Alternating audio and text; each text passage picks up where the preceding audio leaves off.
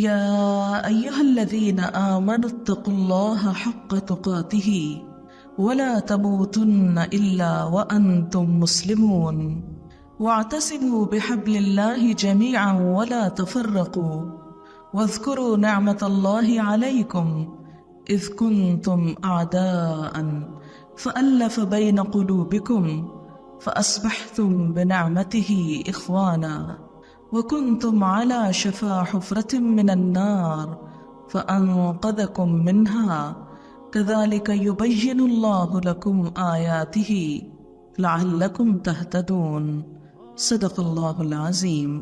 شروع کرتی ہوں اللہ کے نام سے جو بے انتہا مہربان نہایت رحم فرمانے والا ہے۔ اے لوگو جو ایمان لائے ہو، اللہ سے ڈرو جیسا کہ اس سے ڈرنے کا حق ہے، اور تمہیں موت ہرگز نہ آئے مگر اس حال میں کہ تم مسلمان ہو، اور اللہ کی رسی کو سب مل کر مضبوطی سے تھام لو اور تفرقے میں نہ پڑو۔ اللہ کی اس نعمت کو یاد کرو جو تم پر ہے۔ جب تم آپس میں دشمن تھے تو اس نے تمہارے دلوں میں الفت ڈال دی۔ یہ دنیا اللہ نے پیدا کی، اس دنیا کو چلانے والا بھی وہی ہے۔ پوری کائنات اس کے حکم کے تابع ہے۔ ہمارے آس پاس جو کچھ ہے، فطرت کی جتنی بھی چیزیں ہیں، ان سب کو دیکھ کر ایک گہرے سکون کا احساس ہوتا ہے۔ سرسبز درخت ہوں یا پہاڑ ہوں یا ستارے ہوں یا میدان ہوں، یہ تمام چیزیں دیکھتے ہی انسان کے اندر ایک سکون کا، اطمینان کا احساس جاگتا ہے۔ اس کی وجہ کیا ہے؟ اس کی وجہ یہ ہے کہ یہ تمام کے تمام اپنے رب کے تابعدار ہیں، فرما بردار ہیں۔ ارشاد باری تعالیٰ ہے وَلَهُ أَسْلَمَ مَنْ فِي السَّمَاوَاتِ وَالْأَرْضِ، اور اسی کے لیے فرما بردار ہیں وہ سب کے سب جو آسمان میں ہیں اور جو زمین میں ہیں۔ كُلٌّ لَهُ قَانِتُونَ، سب کے سب اس کی تابعداری کر رہے ہیں۔ اس کائنات کا اطمینان اور اس کائنات کو دیکھ کر سکون کا احساس اسی لیے ہے کہ ان کے درمیان باہم کوئی جنگ و جدل نہیں، کوئی اختلاف نہیں، کوئی لڑائی جھگڑا نہیں، کوئی بے سکونی نہیں۔ کیوں؟ اس لیے کہ ہر ایک اپنا اپنا کام کر رہا ہے، اس مقرر راستے پر جا رہا ہے جو اللہ تعالیٰ نے اس کے لیے مقرر کر دیا۔ بے شمار ان گنت ستارے ہر روز رات کو آسمان پر چمکتے ہیں اور پھر اگلے سفر پر روانہ ہو جاتے ہیں۔ صدیوں سے ہم یہ منظر دیکھ رہے ہیں۔ یہ کیوں ہے اتنے اطمینان اور سکون کے ساتھ؟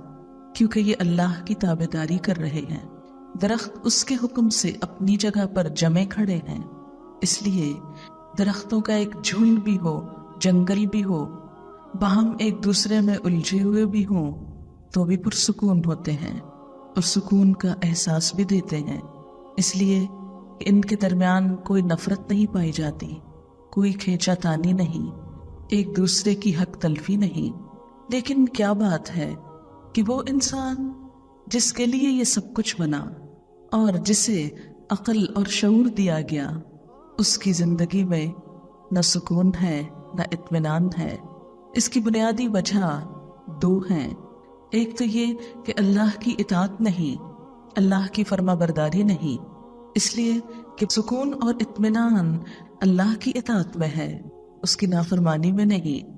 اور دوسری بات یہ کہ بندوں کو جو آزادی ملی، اس آزادی کے غلط استعمال نے اپنی حدود سے نکل کر دوسرے کی حدود میں دخل اندازی کرنے نے انسانوں کا باہم سکون چھین لیا۔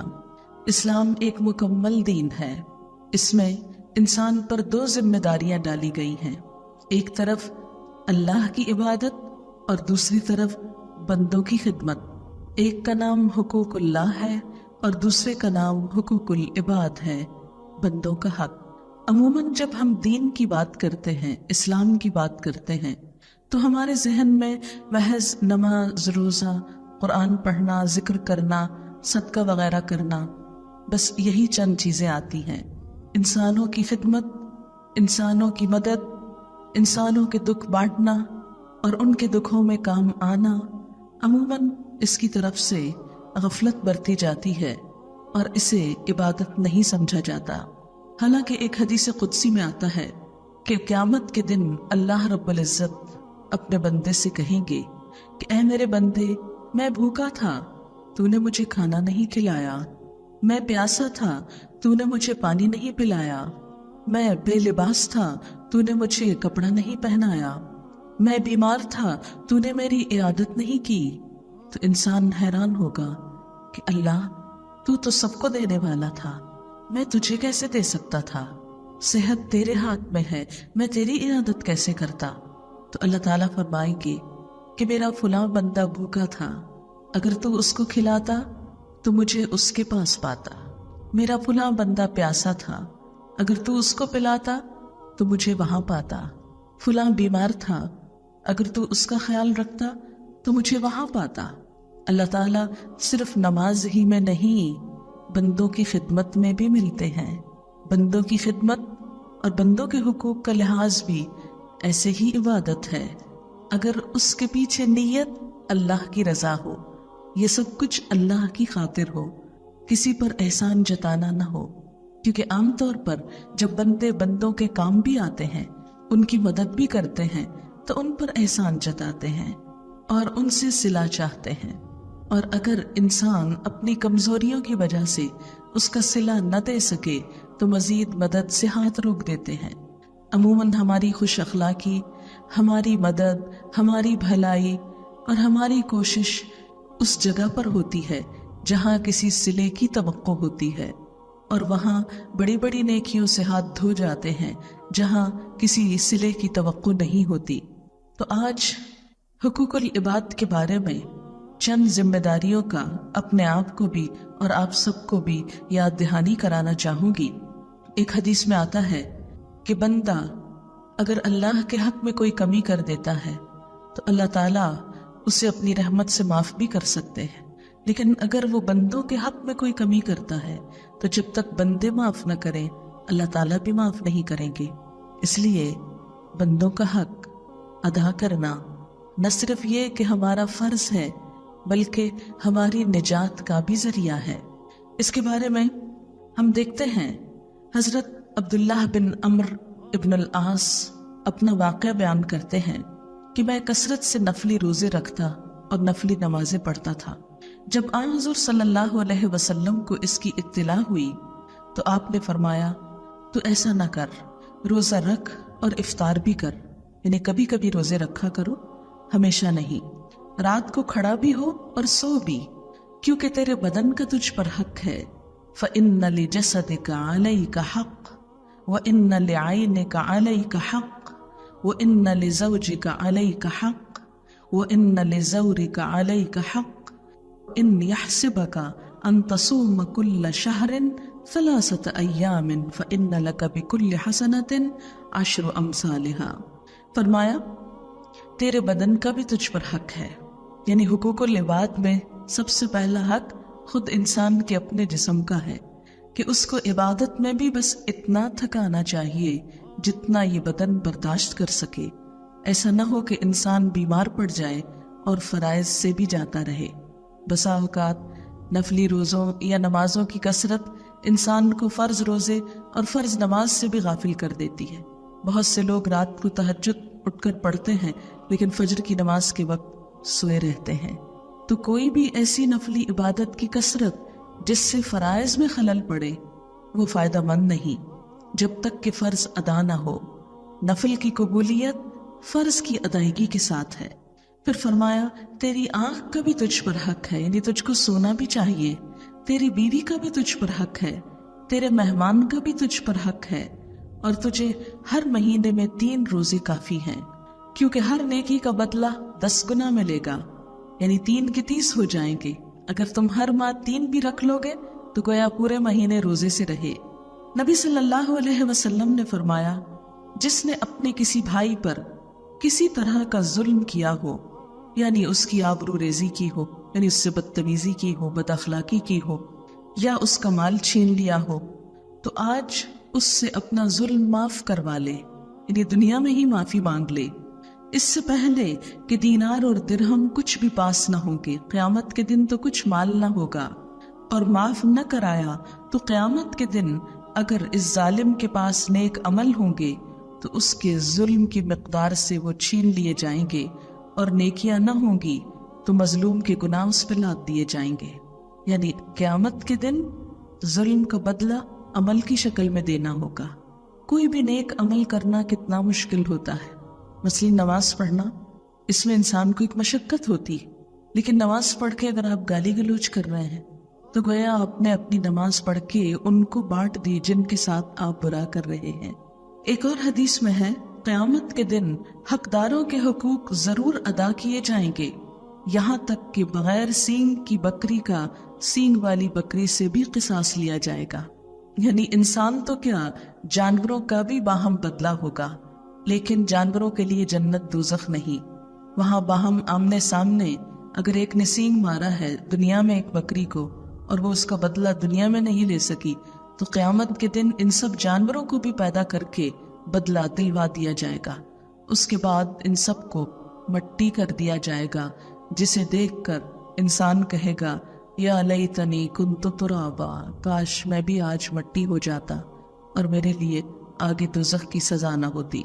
نبی صلی اللہ علیہ وسلم نے یہ بھی فرمایا، قیامت کے روز اعمال نامے کھولے جائیں گے۔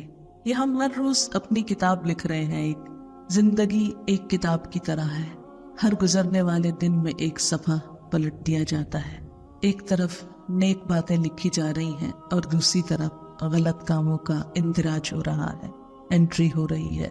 قیامت کے دن انسان کا یہی نامہ اعمال کھول کر تولا جائے گا کہ اس میں نیکی کے اعمال کتنے ہیں اور برائیاں کتنی ہیں، پھر اس کے مطابق انسان کا فیصلہ کیا جائے گا۔ بہرحال قیامت کے دن انسان کے اعمال نامے کھولے جائیں گے تو تین طرح کے لوگ ہوں گے۔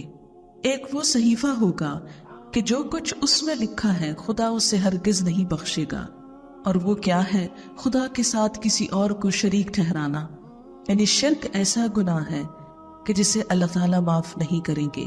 خدائے بزرگ کو برتر فرماتا ہے کہ اللہ تعالیٰ اس جرم کو معاف کرنے والا نہیں ہے کہ اس کے ساتھ کسی کو شریک کیا جائے۔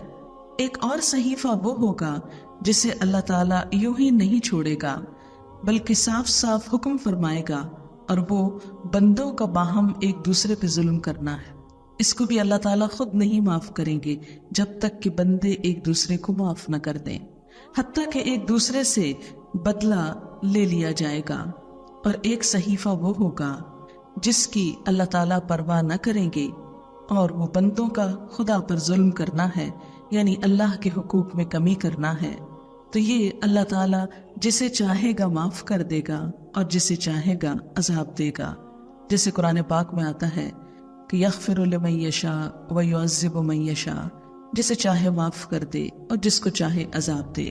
نبی صلی اللہ علیہ وسلم نے یہ بھی فرمایا، اتدرون من المفلس، کیا تم جانتے ہو کہ مفلس کون ہے؟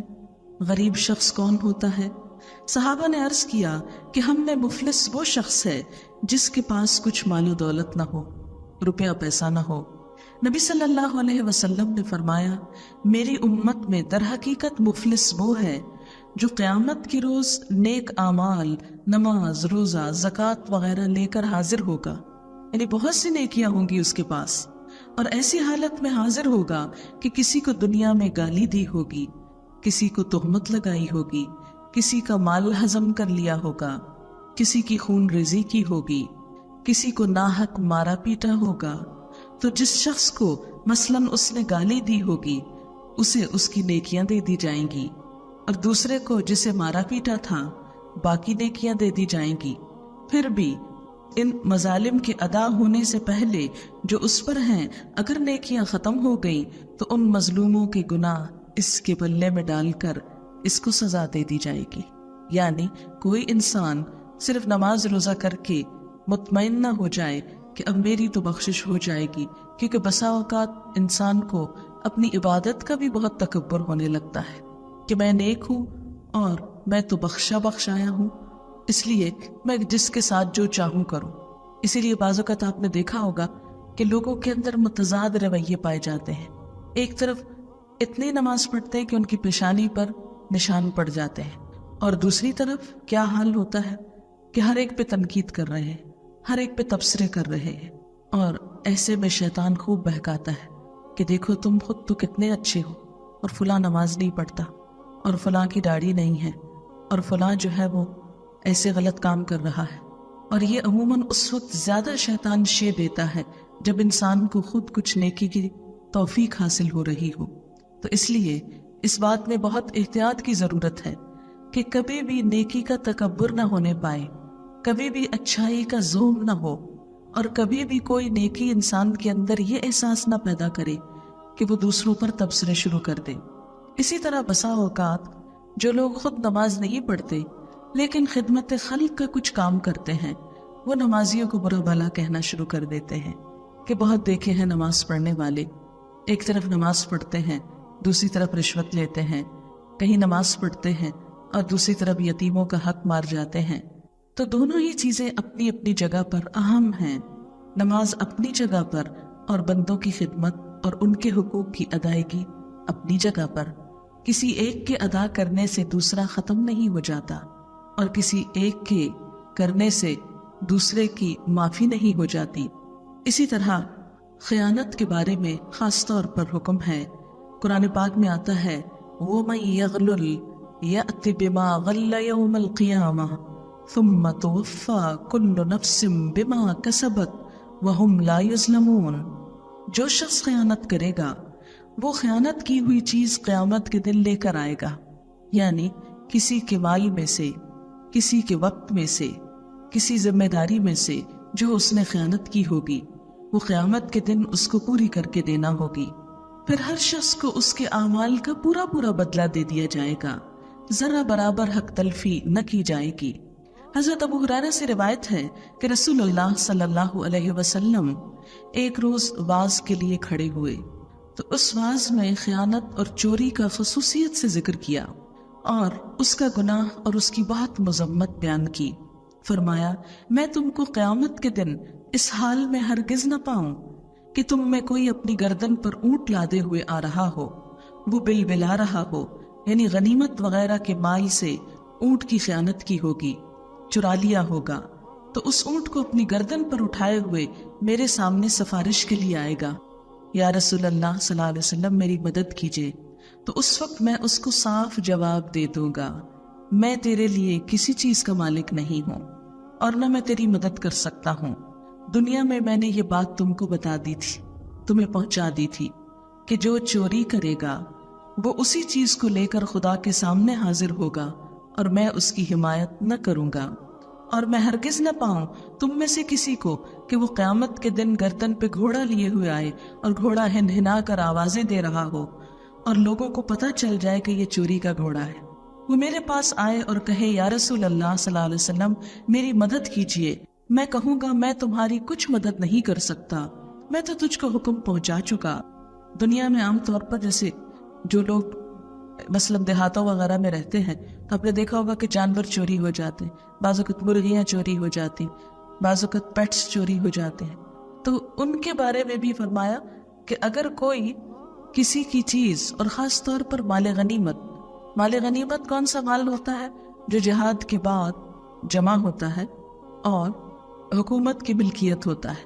آج کے دور میں آپ یوں کہہ سکیں کہ جیسے حکومت کے مال ہوتے ہیں، اس کو آپ مال غنیمت سے تشبیہ دے سکتے ہیں ایک طرح سے، کہ جو پوری قوم کا ایک طرح سے سرمایہ ہوتے ہیں۔ پھر آپ نے فرمایا کہ میں تم کو ہرگز نہ پاؤں کہ کوئی قیامت کے دن اپنی گردن پہ بکری لادے ہوئے آ رہا ہو اور اس بکری کی آواز ہو، وہ میرے پاس آئے اور کہے یا رسول اللہ صلی اللہ علیہ وسلم میری مدد کیجئے۔ میں کہوں گا میں تمہاری کچھ مدد نہیں کر سکتا، میں تو تجھ کو حکم پہنچا چکا۔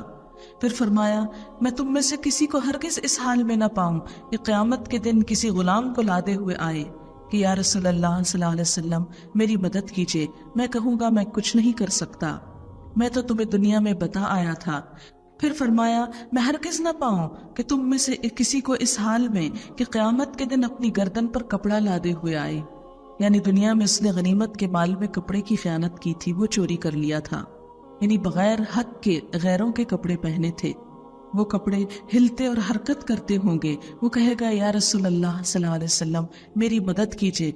میں کہوں گا میں تمہارے لیے کچھ نہیں کر سکتا، میں دنیا میں حکم پہنچا چکا۔ پھر فرمایا میں قیامت کے دن کسی کو اس حال میں نہ پاؤں کہ اپنی گردن پر بے زبان چیزیں مثلاً سونا چاندی وغیرہ لادے ہوئے آئیں، وہ کہے گا یا رسول اللہ صلی اللہ علیہ وسلم میری مدد کیجیے، تو میں کہہ دوں گا میں تمہارے لیے آج کچھ نہیں کر سکتا، کیونکہ دنیا میں تم کو بتا آیا تھا۔ یہ صحیح بخاری کی روایت ہے۔ تو اس سے کیا پتہ چلتا ہے کہ عام طور پر ہمارے ہاں ایک خیال پایا جاتا ہے کہ ہم کچھ بھی کر لیں، ہم حضور صلی اللہ علیہ وسلم کی امت ہے، آپ ہماری شفاعت کرا دیں گے اور ہمارے سارے جرائم معاف ہو جائیں گے۔ ہم نے بخشش اور نجات کا ایک آسان راستہ تلاش کر رکھا ہے۔ 2 روز پہلے کسی نے مجھ سے ذکر کیا کہ میں نے کسی سے یہ کہا کہ آپ نماز پڑھا کریں، تو انہوں نے کہا کہ ہماری نمازیں معاف ہیں۔ تو انہوں نے پوچھا کس طرح معاف ہو گئی؟ کہنے لگے ہم درود شریف پڑھتے ہیں، اور ہمیں کسی نے بتایا ہے کہ جو درود شریف پڑھے گا نبی صلی اللہ علیہ وسلم اس کی شفاعت کر دیں گے، لہٰذا ہم بخشائے ہیں، ہمیں کسی بات کی فکر نہیں۔ آج کبھی حیرت ہوتی ہے نا مسلمان امت کو دیکھ کر کہ ہماری ساری تعلیمات آپ صلی اللہ علیہ وسلم کے طریقے کے خلاف ہیں۔ جس چیز سے آپ نے روکا ہم وہی کام کرتے دکھائی دیتے ہیں۔ ایسا کیوں ہے؟ اس لیے کہ ہمارے دل میں یہ اطمینان ہے کہ ہمیں آپ کی شفاعت نصیب ہوگی، لہٰذا ہم جو چاہیں کر لیں۔ تو اس پر یہ حدیث واضح کر دیتی ہے بات کو کہ اگر کوئی شخص بندوں کے حقوق میں کمی کر کے آیا، کچھ چرا کر آیا، کسی کا حق مار کر آیا، تو قیامت کے دن اس کی شفاعت نہیں ہوگی۔ آپ صلی اللہ علیہ وسلم اس کو نہیں چھڑائیں گے، نہیں بچائیں گے، اور اسے بدلہ کس سے دینا ہوگا؟ ظاہر ہے مرنے کے بعد نہ کوئی اپنے ساتھ سونا لے کر جاتا ہے، نہ چاندی لے کر جاتا ہے، نہ کرنسی لے کر جاتا ہے، نہ کپڑے لے کر جاتا ہے، نہ زمین جائیداد لے کر جاتا ہے، نہ مال گھوڑے وغیرہ لے کر جاتا ہے۔ ساتھ کیا جاتا ہے؟ جیسے ایک حدیث میں آتا ہے کہ جب انسان فوت ہوتا ہے تو اس کے ساتھ 3 چیزیں جاتی ہیں، 2 واپس آ جاتی ہیں، 1 وہی رہ جاتی ہے۔ اس کی اولاد اور مال واپس آ جاتا ہے، اس کے اعمال اس کے ساتھ رہ جاتے ہیں۔ اب وہ ہوتا ہے اور اس کا عمل ہوتا ہے۔ اب جب قیامت کا دن ہوگا تو مال اور اولاد کام نہ آئیں گے۔ سورۃ الکہف میں واضح طور پر فرمایا المال والبنون زینت الحیات الدنیا، کہ مال اور بیٹے دنیا کی زندگی کی رونق ہیں، والباقیات، اور باقی رہنے والی چیزیں الصالحات، نیک عمل ہیں، نیکیاں ہیں، عند ربک، تیرے رب کے ہاں۔ اللہ کے پاس مال اور بیٹے کوئی قیمت نہیں رکھتے، کیونکہ یہ تو اس کے خود اپنے دیے ہوئے ہیں، وہ ان سے مروب نہیں ہوتا، وہ ان سے متاثر نہیں ہوتا، اسے تو ہمارا عمل چاہیے۔ ایک اور جگہ پر آتا ہے یوم لا ينفع مال ولا بنون الا من اتى اللہ بقلب سلیم، جس دن مال اور بیٹے نفع نہ دیں گے مگر جو اللہ کے پاس سلامت دل لے کر آیا۔ سلامت دل کہ جس میں اللہ کی محبت ہو، اللہ کی اطاعت کا جذبہ ہو، اور کسی قسم کی کوئی خیانت اور کوئی بدنیتی نہ ہو۔ پھر اسی طرح ایک اور حدیث ہے، حضرت عبداللہ بن عمر فرماتے ہیں کہ نبی صلی اللہ علیہ وسلم کی عادت تھی کہ جب جہاد میں غنیمت کا مال حاصل ہوتا تو آپ حضرت بلال کو ارشاد فرماتے کہ لشکر میں اعلان کر دو کہ جن کے پاس غنیمت کے مال میں سے کچھ بھی ہو لا کر جمع کر دے۔ چنانچہ سب لوگ لا کر اکٹھا کر دیتے، آپ 5واں حصہ نکال کر باقی سب میں تقسیم کر دیتے۔ ایک مرتبہ ایسا اتفاق ہوا کہ آپ کے تقسیم کرنے کے بعد ایک صاحب بال کی لگام لیے ہوئے حاضر ہوئے اور عرض کیا یہ غنیمت میں سے میں نے لی تھی۔ آپ نے فرمایا کیا تم نے بلال کی 3 مرتبہ منادی یعنی آواز نہیں سنی تھی؟ اس نے عرض کیا یا رسول اللہ صلی اللہ علیہ وسلم سنی تو تھی۔ آپ نے فرمایا اس وقت لانے سے کس چیز نے منع کیا تھا؟ اس نے کوئی عذر بیان کیا جو قبول نہ ہوا۔ آپ نے فرمایا تم آج اس کو اپنے پاس ہی رکھو، قیامت کے دن اس کو لاؤ گے، آج میں اس کو قبول نہیں کرتا۔ یعنی جب کہا گیا تو تم نہیں لائے، اب لائے ہو، اب قبول نہیں، اب قیامت کے دن تمہارے اعمال سے اس کو بدلہ لیا جائے گا۔ اسی طرح ایک مرتبہ آپ کے خادم نے غنیمت کے مال میں سے ایک چادر چرا لی۔ جہاد میں تیر لگنے سے وہ شخص شہید ہو گیا۔ لوگوں نے اس کے مرنے پر مبارکباد دی کہ جنت مبارک ہو، شہید ہو گیا، جنت میں جائے گا۔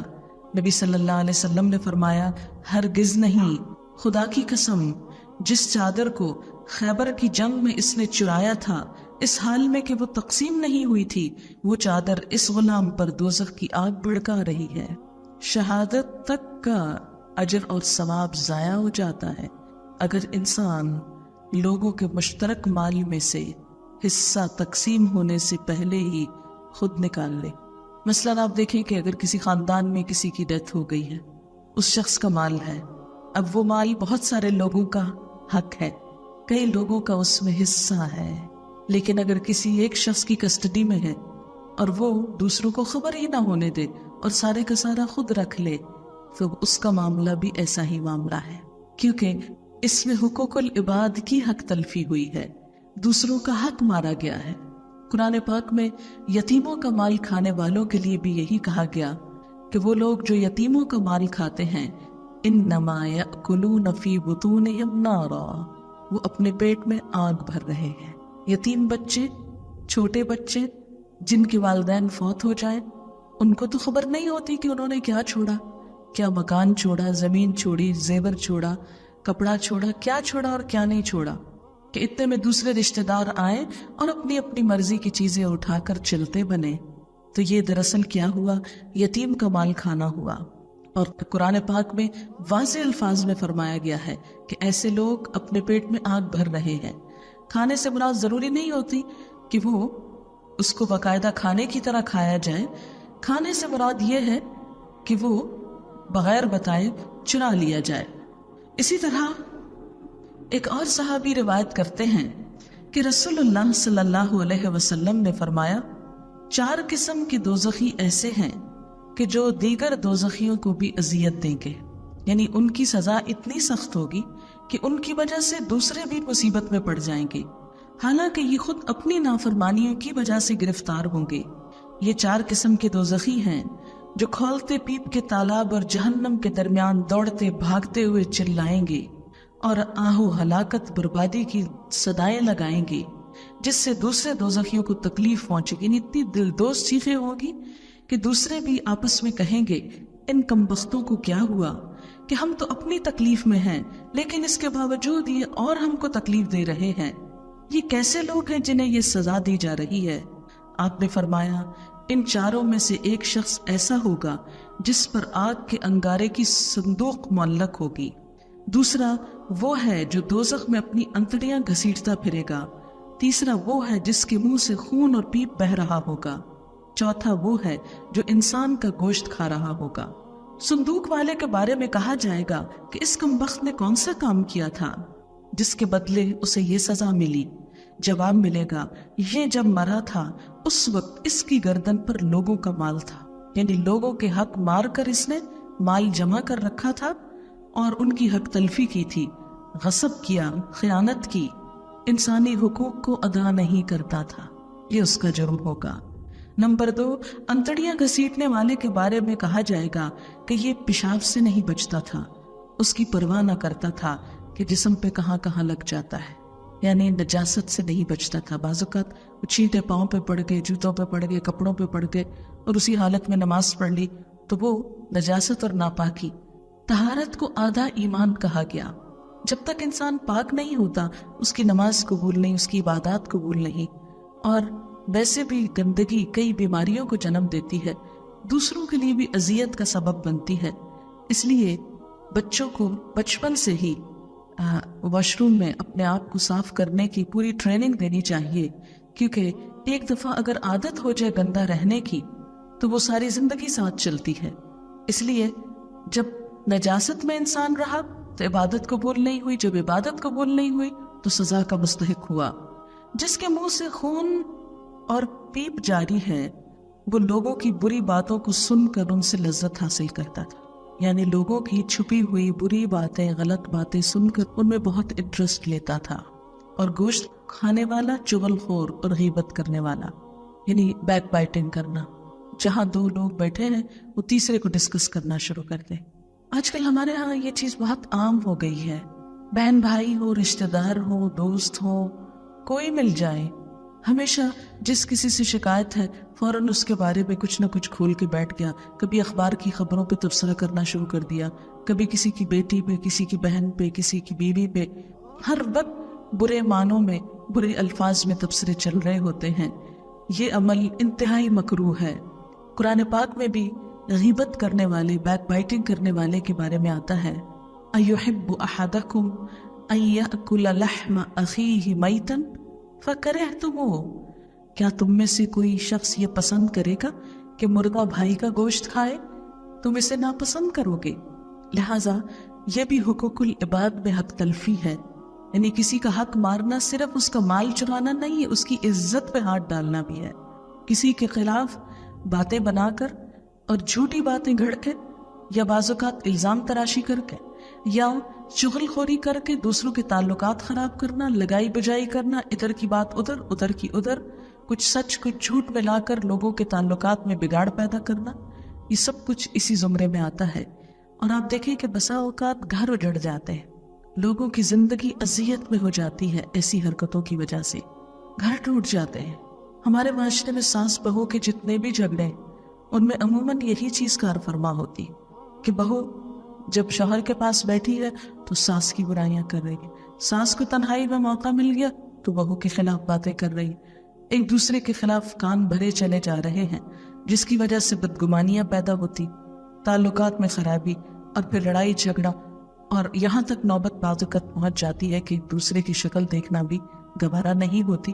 خود سوچئے کہ ایک گھر جب ٹوٹتا ہے تو کتنے لوگ اس سے متاثر ہوتے ہیں، دونوں افراد کے پیرنٹس، سارے رشتہ دار اور وہ فیملی، نسل، اولاد، سب کے سب اس سے متاثر ہوتے۔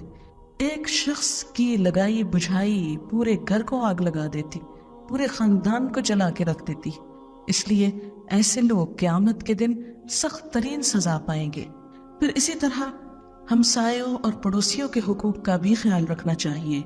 پڑوسی رشتہ دار ہو یا غیر رشتہ دار، مسلمان ہو یا نان مسلم، کوئی بھی ہو، سب کے حقوق برابر ہیں۔ ان کا خیال رکھنا، ان کو اذیت سے بچانا، یہ مسلمان کی ذمہ داری ہے۔ قرآن پاک میں آتا ہے وَالْجَارِ ذِي الْقُرْبَى وَالْجَارِ الْجُنُبِ وَالصَّاحِبِ بِالْجَنْبِ، کہ اللہ تعالیٰ نے قریب کے ہمسائے اور بیگانہ ہمسائے اور پہلو کے ساتھی، یعنی کولیگز، کہیں پر بھی جو بیٹھتے ہو ساتھ، کسی مجلس میں، کہیں کسی سواری پر، کسی کلاس روم میں، کہیں پر بھی جو لوگ ساتھ ساتھ بیٹھے ہوں، ان کے حقوق کا لحاظ رکھنا یہ قرآن کا حکم ہے۔ نبی صلی اللہ علیہ وسلم نے فرمایا جو اللہ اور قیامت کے دن پر ایمان رکھتا ہے تو وہ اپنے پڑوسی کو تکلیف نہ دے، بلکہ اس کے ساتھ نیک سلوک کرے اور مہربانی سے پیش آئے، اور جو اللہ اور قیامت پر ایمان رکھتا ہے اسے چاہیے کہ اپنے مہمان کی عزت کرے۔ جو اللہ اور قیامت کے دن پر ایمان رکھتا ہے وہ نیک بات کرے یا چپ رہے، یعنی اگر بات کرنی ہے تو کوئی اچھی بات کہے ورنہ خاموشی اختیار کرے۔ بخاری اور مسلم کی حدیث تھی۔ اسی طرح آپ صلی اللہ علیہ وسلم نے فرمایا جس نے اپنے پڑوسی کو تکلیف دی اس نے مجھے تکلیف دی۔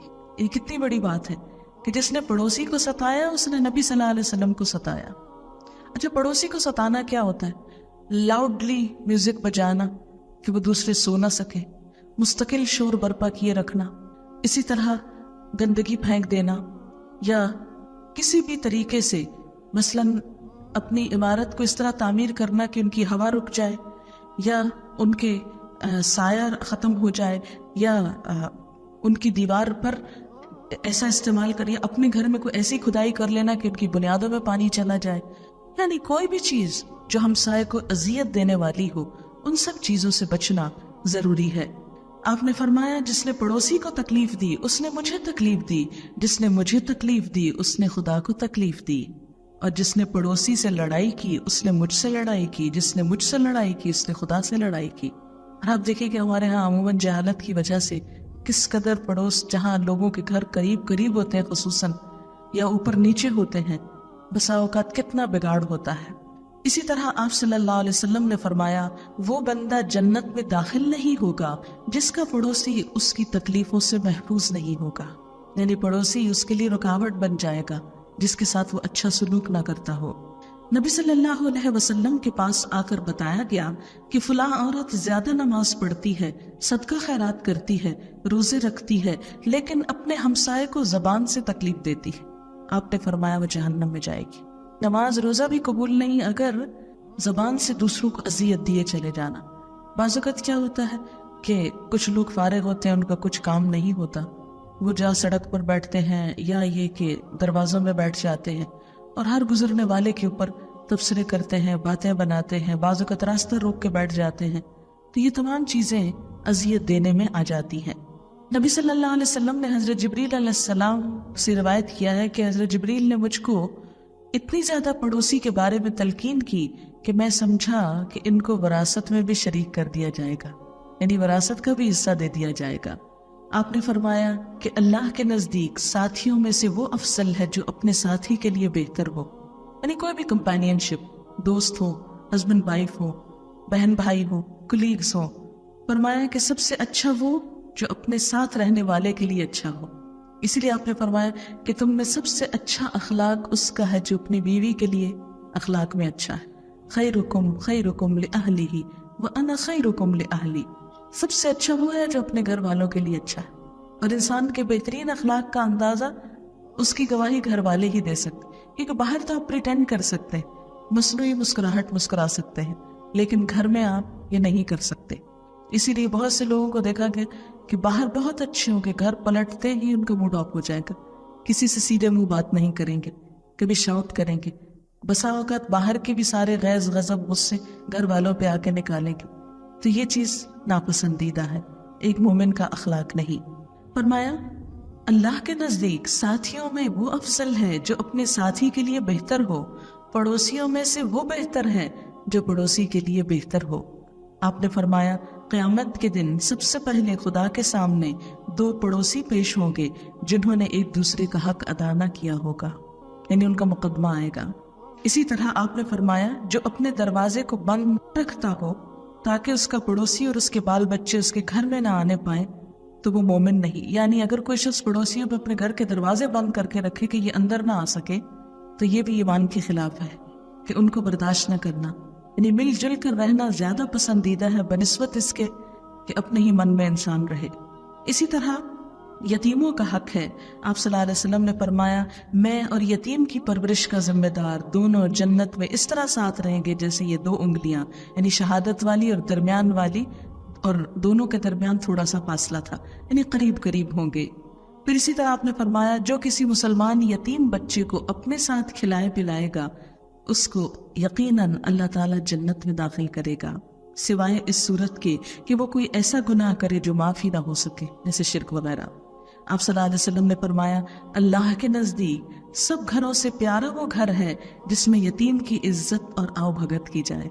عموماً بچوں کو کوئی نہیں پوچھتا نا کہ جب ان کے ماں باپ فوت ہو جاتے، آپ نے دیکھا ہوگا کہ جو بچہ ماں کی گود میں ہر ایک گزر کے اس کو پیار کرے گا، لیکن اگر کہیں کوئی بچہ نیچے ہے رو رہا ہے تو عموماً لوگ آگے بڑھ کے کم ہی اس کو دیکھتے ہیں، اس کا خیال رکھتے ہیں۔ تو انسان کا اصل اخلاق کیا ہے کہ جو اللہ کے لیے اچھا ہو اخلاق میں، نہ کہ صرف ماں کو دکھانے کے لیے اس کے بچے سے پیار کر رہا ہو۔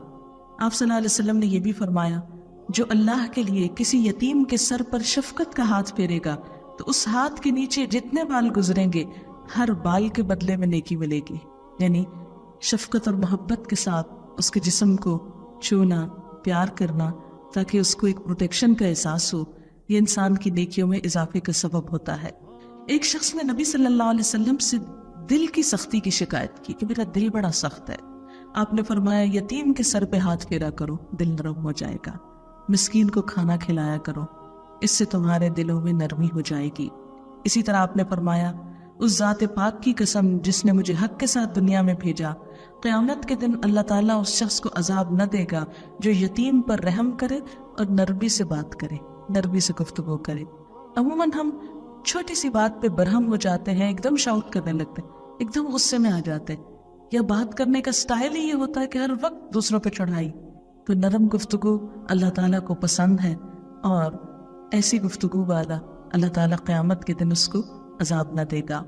لیکن یہ گفتگو صرف باہر نہیں، گھر والوں سے بھی ایسی ہی ہونی چاہیے۔ پھر اسی طرح یتیم کو ڈانٹ ڈپٹ نہیں کرنی چاہیے۔ قرآن پاک میں آتا ہے فَأَمَّا الْيَتِيمَ فَلَا تَقْهَرْ، یتیم کے ساتھ قہر کے ساتھ نہ پیش آؤ، غصہ نہ کرو۔ آپ نے فرمایا تیرے مہمان کا بھی تجھ پر حق ہے، لیکن اس کے علاوہ مہمان کو بھی یہ تلقین کی گئی کہ وہ میزبان کو تنگ نہ کرے، اور اس کے بارے میں خاص طور پہ کہا گیا جو شخص اللہ اور قیامت کے دن کو سچا جانتا ہے اس کو چاہیے کہ اپنے مہمان کا جائزہ عزت کے ساتھ ایک دن ایک رات کرے، اور مہمان کا حق 3 دن تک ہے۔ جو اس سے زیادہ ٹھہرے گا تو وہ مہمان صدقہ کھائے گا، اور اتنا زیادہ ٹھہرنا اس کے لیے حلال نہیں کہ میزبان کو تنگ کر دے۔ یعنی مہمان کو زیادہ سے زیادہ کسی کے ہاں 3 دن تک رہنا چاہیے، اور ایک دن جائزہ سے مطلب کیا ہے کہ پہلے دن اس کو اچھا کھانا اور اچھی طرح ہر چیز پیش کرنی چاہیے، پھر اسی طرح دوسرے دن اور تیسرے دن تک بھی اس کے ساتھ مہمان جیسا سلوک، لیکن اگر کوئی اس کے بعد رہ رہا ہے تو وہ گھر کا ایک طرح سے فرد ہوگا اور ذمہ داریوں میں بھی شریک ہوگا، اور کوئی کسی کے پاس اتنا نہ ٹھہرے کہ اس کو خوار کر دے۔ اب آپ دیکھیں کہ ہمارے ہاں بعض اوقات چھٹیوں کے موسم میں رشتہ دار ایک دوسرے کے گھر چلے جاتے ہیں، اور کچھ دن تو اچھے گزر جاتے ہیں، پھر لڑائی جھگڑے شروع ہو جاتے ہیں، اور بعض اوقات ایک زحمت اور ایک عذاب بن جاتے ہیں۔ آپ نے اکثر لوگوں کو کمپلینٹ کرتے ہوئے دیکھا ہوگا فلاں کام نہیں ہوا، کیا کرتی مہمان تھے گھر میں۔ یعنی ہمیشہ لوگ مہمانوں کو فوٹ کرتے رہتے ہیں، ایک عذر اور بہانہ رکھتے ہیں کہ ان کی وجہ سے ان کے معمولات میں خلل ہو گیا، کیونکہ بسا اوقات ٹھہرانے کی جگہ مناسب نہیں ہوتی، بسا اوقات کھلانے کے لیے اتنا انسان کے پاس نہیں ہوتا، بعض اوقات انسان کی اپنی روٹین پر فرق پڑ جاتا ہے، خصوصاً جب مہمان کے تقاضے بہت ہوں۔ تو ان تمام چیزوں سے بچنے کو کہا گیا۔ پھر اسی طرح والدین کے حقوق کے بارے میں کہا گیا کہ اللہ کے بعد سب سے بڑا حق جو ہے والدین کا ہے۔ جو شخص اپنے والدین کو راضی نہیں کرے گا اس کے لیے وہ مصیبت کا سبب بنے گا۔ ایک شخص جان کنی کی تکلیف میں مبتلا تھا اور اس کی جان نکل نہیں رہی تھی۔ نبی صلی اللہ علیہ وسلم نے پوچھا کہ اس کا کیا معاملہ ہے، یہ اتنی تکلیف میں کیوں ہے؟ تو بتایا گیا کہ اس شخص کی ماں اس سے ناراض ہے۔ آپ نے اس کی ماں کو پیغام بھیجا کہ اپنے بچے کو معاف کر دو ورنہ اس کی جان نہیں نکلے گی۔ ماں نہایت غصے میں تھی، اس نے کہا کہ میں معاف نہیں کروں گی، اس نے مجھے بہت اذیت دی ہے۔ آپ نے پھر پیغام پہنچایا کہ دیکھو بچے کو معاف کر دو۔ جب اس نے معاف نہیں کیا تو آپ نے کہا کہ لاؤ آگ بھڑکاؤ اور اس میں اس کی ماں کو بھی سامنے بلاؤ اور اس بچے کو اس کے سامنے آگ میں پھینکو تو اس کی جان نکل جائے گی۔ جب ماں نے یہ سنا اور یہ دیکھا کہ میرے بچے کے ساتھ یہ ہونے لگا ہے تو اس پر اس نے اس کو معاف کر دیا۔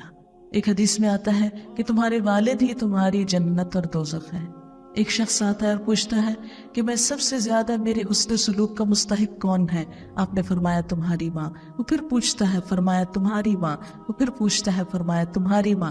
پھر پوچھتا ہے تو فرمایا تمہارا باپ۔ ماں باپ کے ساتھ عزت سے بات کرنا، ادب سے بات کرنا، ان کی بات کو غور سے سننا، ان سے بدتمیزی نہ کرنا، یہ تمام ماں باپ کے حقوق میں شامل ہے۔ اللہ تعالیٰ نے اپنے حق کے بعد ماں باپ کا حق رکھا، فرمایا انشکر لی ولوالدیک، میرا شکر ادا کرو اور اپنے والدین کا شکر ادا کرو۔ اگر دنیا میں کوئی کوتاہی ہو گئی ہو اور والدین فوت ہو چکے ہوں تو ان کے لیے بخشش کی دعا کرنا چاہیے، ان کے نام پر صدقہ خیرات کرنا چاہیے تاکہ انسان کی وہ کوتاہی معاف ہو جائے۔ اسی طرح اولاد کے بھی حقوق ہیں، اور اولاد کے حق میں کیا ہے کہ ان کی صحت، ضروریات کا خیال رکھنے کے ساتھ ساتھ ان کی آخرت کی بھی فکر کی جائے۔ قرآن پاک میں اللہ تعالیٰ فرماتے ہیں یا ایھا الذین آمنوا قوا انفسکم واہلیکم نارا، اے لوگو جو ایمان لائے ہو، بچاؤ اپنے آپ کو اور اپنے گھر والوں کو دوزخ کی آگ سے۔ ایمان والوں کو کہا جا رہا ہے، اور اس میں اصل بات کیا ہے کہ بچوں کو ایسی تعلیم اور تربیت دو کہ وہ مسلمان بن کر جئیں اور جہنم کا ایندھن بننے سے بچ جائیں۔ پھر رشتہ داروں کے حقوق کا خاص طور پر خیال رکھنے کو کہا گیا۔ قرآن پاک میں 11 جگہ پر رشتہ داروں کے حقوق ادا کرنے کی بات آتی ہے، اور فرمایا وَآتِ ذِی الْقُرْبَىٰ حَقَّهُ، رشتہ داروں کو ان کے حق دو۔ ایک جگہ پر فرمایا ان اللہ یأمر بالعدل والاحسان وایتاء ذی القربیٰ، بے شک اللہ تم کو عدل کا، احسان کا اور رشتہ داروں کو دینے کا حکم دیتا ہے کہ تمہارا مال صرف تمہارا اپنا نہیں، تمہارے ضرورت مند رشتہ داروں کا بھی ہے۔ اسی لیے آپ نے فرمایا اس قوم پر اللہ کی رحمت نازل نہیں ہوتی جس میں رشتہ داروں کے ساتھ تعلقات کاٹنے والے لوگ موجود ہوں۔ فرمایا جو شخص یہ چاہے کہ اس کی عمر میں برکت ہو، اس کے مال میں برکت ہو، اسے چاہیے کہ وہ اپنے رشتہ داروں کے ساتھ اچھا سلوک کرے۔ آپ نے یہ بھی فرمایا کہ جو شخص رشتہ داریوں کو ملائے گا اللہ اس کو اپنی رحمت سے جوڑے گا، اور جو رشتہ داریوں کو کاٹے گا اللہ اس کو اپنی رحمت سے کاٹ دے گا۔ پھر اسی طرح فرمایا رشتوں کو کاٹنے والا جنت میں داخل نہ ہوگا، لا يدخل الجنت قاطع رحم۔ آپ نے یہ بھی فرمایا کہ صلہ رحمی سے قرابت والوں میں محبت، مال میں کثرت اور عمر میں برکت ہوتی ہے۔ اسی طرح شوہر اور بیوی کے حقوق بھی ادا کرنے چاہیے۔ شوہر کا حق کیا ہے کہ اس کی اطاعت کی جائے، بیوی کا حق کیا ہے کہ اس کی ضروریات کا خیال رکھا جائے، اور دونوں ایک دوسرے کے ساتھ محبت اور شفقت کا سلوک کریں۔ قرآن پاک میں دونوں کے تعلق کو باہم لباس سے تشبیہ دی گئی۔ فرمایا ہن لباس لکم وانتم لباس لہن، وہ تمہارا لباس ہے، تم ان کا لباس ہو۔ دونوں ایک دوسرے کے لیے زیب و زینت ہو، کمفرٹ ہو، اور ایک دوسرے کا لحاظ رکھنے والے ہو۔ یعنی جو اپنے لباس کو تار تار کرے گا وہ خود ہی کو رسوا کرے گا۔ شوہر کا بیوی کی برائیاں برسر عام بیان کرنا اور بیوی کا شوہر کے عیب ہر جگہ پر بیٹھ کر کھولنا خود کو رسوا کرنے کے برابر ہے۔ پھر اسی طرح نہ صرف یہ کہ انسان بلکہ جانوروں کے حقوق کا بھی خیال کرنا چاہیے۔ اگر کہیں کسی نے پیٹس رکھے ہوں تو ان کے کھانے پینے کا، ان کے دانہ پانی کا خیال رکھنا بھی ضروری ہے، اور ان کو ایسی انوائرنمنٹ دینی چاہیے کہ جس میں ان کو وہ جگہ قید خانہ نہ لگے۔ اسی طرح کوئی بھی چیز جس کے اندر روح ہو، جان ہو، اس کا بھی لحاظ رکھنا چاہیے۔ حتیٰ کہ بے وجہ درختوں کو کاٹنے سے بھی منع کیا گیا، اور درخت لگانا بھی عبادت قرار دیا گیا کہ ایک مومن اگر کوئی کھیتی بھی لگاتا ہے، کوئی درخت لگاتا ہے، اس سے پرندے بھی اگر کھاتے ہیں تو وہ لگانے والے کے لیے صدقہ لکھا جاتا ہے۔ تو ایک مسلمان کی تعریف کیا ہے؟ المسلم من سلم المسلمون من لسانہ ویدہ، مسلمان وہ جس کے ہاتھ اور زبان سے دوسرے امن میں رہے۔ مسلم کا معنی کیا ہے؟ پیسفل۔ اسلام کا لفظ سین لام میم سے ہے، سلامت رہنے سے۔ مسلمان خود بھی سلامتی ہے اور دوسروں کے لیے بھی سلامتی کا پیغام ہے۔ اگر ہم واقعی صحیح معنوں میں ان تعلیمات پر عمل کریں تو ہم خود بھی دنیا میں امن چین سے رہیں، سلامتی سے رہیں، اور دوسری مخلوق بھی امن سے رہے، جیسے باقی ساری مخلوق، یہ ستارے اور سیارے، یہ درخت اور سمندر امن کے ساتھ اپنا کام کر رہے ہیں۔ وآخر دعوانا ان الحمد للہ رب العالمین۔